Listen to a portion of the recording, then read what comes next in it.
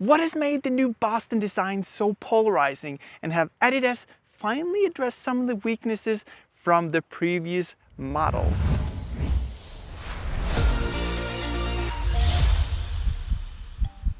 Today we're diving deeper into the history of the Boston running shoe from old to new, and the big question is the Boston 12 the best Boston ever? And how does it fit in the Adizero lineup? First of all, I really liked the Boston 11 for the fast runs.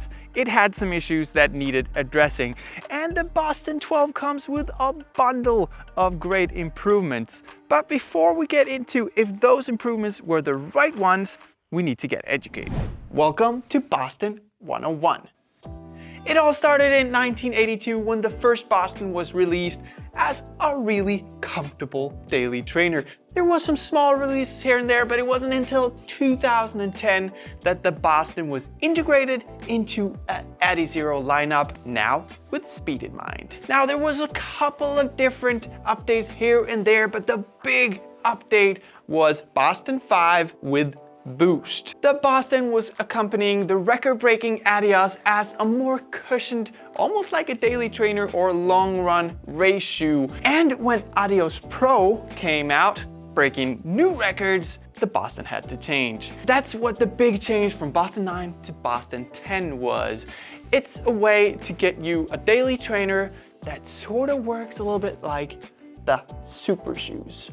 Boston 10 and 11, just a tiny upper change in the difference, but when Boston 12 came, a lot of new features came. But how does the Boston 12 feel today?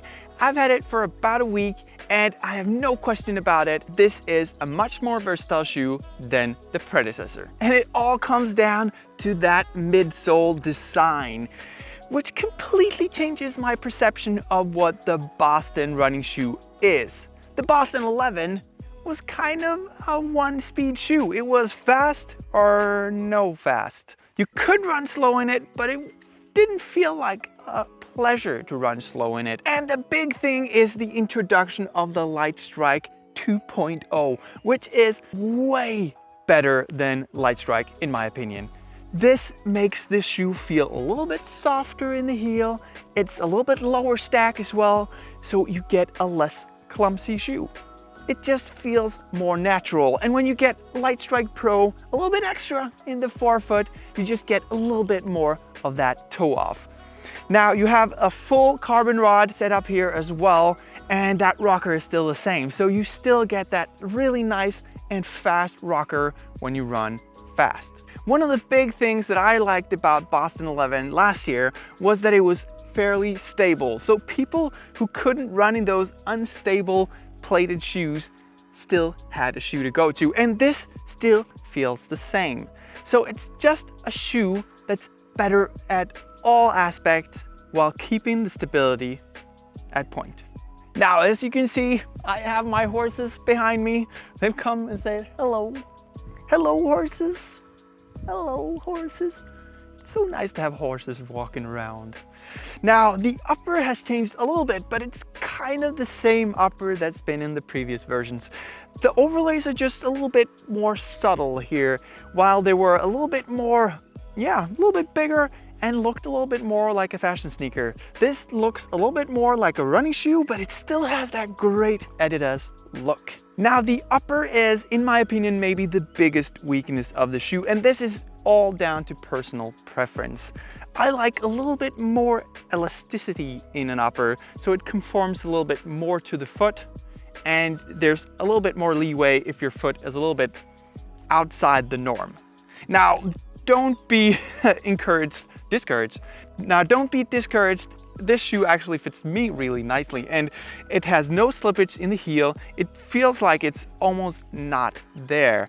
But I would imagine if I'm gonna run like a really long run, 15 kilometers and longer, I would try to wear it in and then make it conform more to my feet before I do so. And then it wouldn't be an issue at all. And welcome to the Adizero 101. If you don't like that little bit of a tighter and more static race fit that the Boston 12 has, then Adidas has you covered. They have the entire Adizero lineup that you can choose from. So if you want a little bit more of a traditional daily trainer, then you go with the Adizero SL. That one is a little bit more roomier in the midfoot and you get a little bit more of an accommodating upper. If you want a daily trainer that can go super fast and that emulates the super shoes, then the Boston is the right one. If you want to run really fast at shorter distances, up to maybe half marathons, then the Takumi Sen is amazing. And the adidas Pro, you can go all the way. That's market leading, record breaking marathon running shoe. But if you like it a little bit more old school, no plate, but super foam, then go with the Adios. The Boston 12 sits perfectly in the Adizero lineup. And if you want a shoe that's versatile, that makes you ready for those super shoes and that explode off the asphalt, then the Boston 12 is the way to go. Sometimes it just takes a few tries to get it right. And now more than ever, the Boston 12 has found its stride. It is the best Boston that I have tried, but I haven't tried every one. Now comment down below if you've tried the Boston 12 and say what you think about it. And say what your favorite version is if it's not the Boston 12. Anyways, you can buy this really pretty Boston 12 on RunningXpert.com.